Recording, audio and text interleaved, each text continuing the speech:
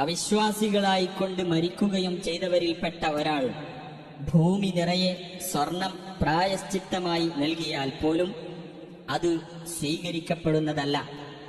അവർക്കാണ് വേദനയേറിയ ശിക്ഷയുള്ളത്. അവർക്ക് സഹായികളായി ആരുമുണ്ടായിരിക്കുന്നതുമല്ല. നിങ്ങൾ ഇഷ്ടപ്പെടുന്നതിൽ നിന്ന് നിങ്ങൾ ചെലവഴിക്കുന്നതുവരെ നിങ്ങൾക്ക് പുണ്യം നേടാനാവില്ല. നിങ്ങൾ ഏതൊരു വസ്തു ചെലവഴിക്കുന്നതായാലും തീർച്ചയായും അള്ളാഹു അതിനെപ്പറ്റി അറിയുന്നവനാകുന്നു. എല്ലാ ആഹാര പദാർത്ഥവും ഇസ്രായേൽ സന്തതികൾക്ക് അനുവദനീയമായിരുന്നു. തൗറാത്ത് അവതരിപ്പിക്കപ്പെടുന്നതിന് മുമ്പായി ഇസ്രായേൽ അഥവാ യാക്കൂബ് നബി തന്റെ കാര്യത്തിൽ നിഷിദ്ധമാക്കിയതൊഴികെ നബിയെ പറയുക, നിങ്ങൾ സത്യവാൻമാരാണെങ്കിൽ തൗറാത്ത് കൊണ്ടുവന്ന് അതൊന്ന് വായിച്ചു കേൾപ്പിക്കുക.